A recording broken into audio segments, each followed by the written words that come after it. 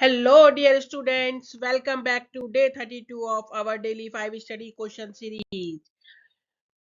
बेटा जी हमारा 1 month complete हो गया है.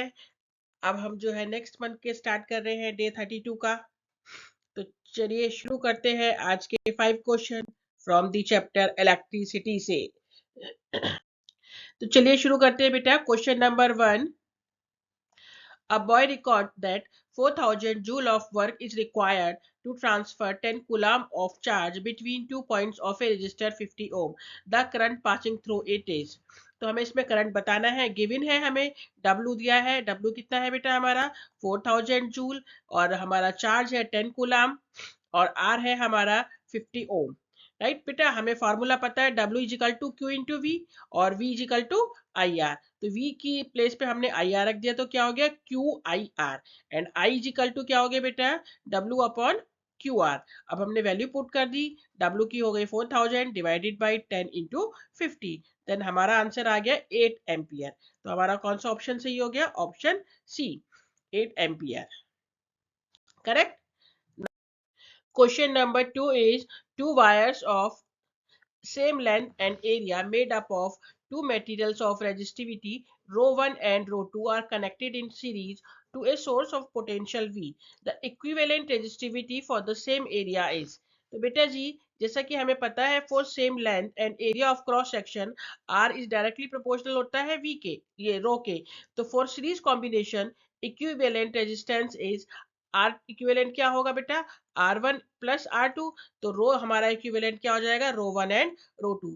तो हमारा जो ऑप्शन ए है वो करेक्ट हो जाएगा. ठीक है. Now question number 3 is what is the maximum resistance which can be made by using 5 resistors each of 1.1 upon 5 ohm.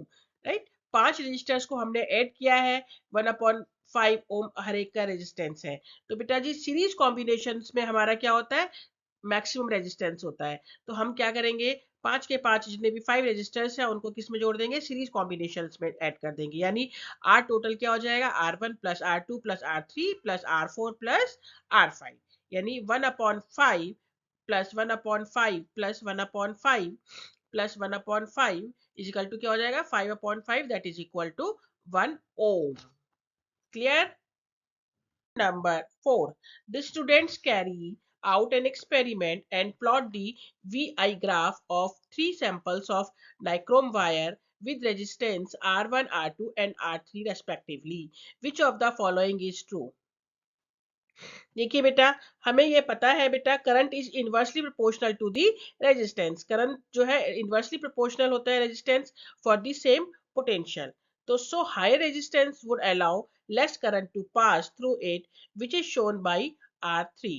यानी एज I3 इज क्या होगा बेटा I3 सबसे कम है उससे ज्यादा I2 है उससे ज्यादा I1 है. तो रेजिस्टेंस क्या है इनवर्सली प्रोपोर्शनल है. तो R3 का रेजिस्टेंस सबसे ज्यादा हो गया उससे कम R2 और उससे भी कम R1. यानी हमारा ऑप्शन कौन सा सही हो गया सी वाला ऑप्शन सही हो गया. Right. Now today's last question. If the current I through a resistor is increased by 100%. Current को हमने 100% इंक्रीज कर दिया. एज्यूम करना पड़ेगा कि टेम्परेचर रिमेन्स अनचेंज्ड यानी टेम्परेचर कांस्टेंट है. The increase in power dissipated will be. तो पावर कितनी इंक्रीज होगी. तो बेटा हमें ये पता है P इज यानी power is directly proportional to I square है ना. ये हमारा फार्मूला है P equal to I square R. तो सो P2 यानी सेकेंड टाइम वाला divided by P1 is equal to क्या हो जाएगा I2 का स्क्वायर अपॉन I1 का स्क्वायर. I2 में क्या हुआ बेटा हमारा करंट कितना हो गया 100% इंक्रीज हो गया यानी डबल हो गया. तो हमारा क्या हो गया 2I अपॉन I का होल स्क्वायर. I से I है तो ये हमारा क्या हो जाएगा 4I का स्क्वायर अपॉन I स्क्वायर.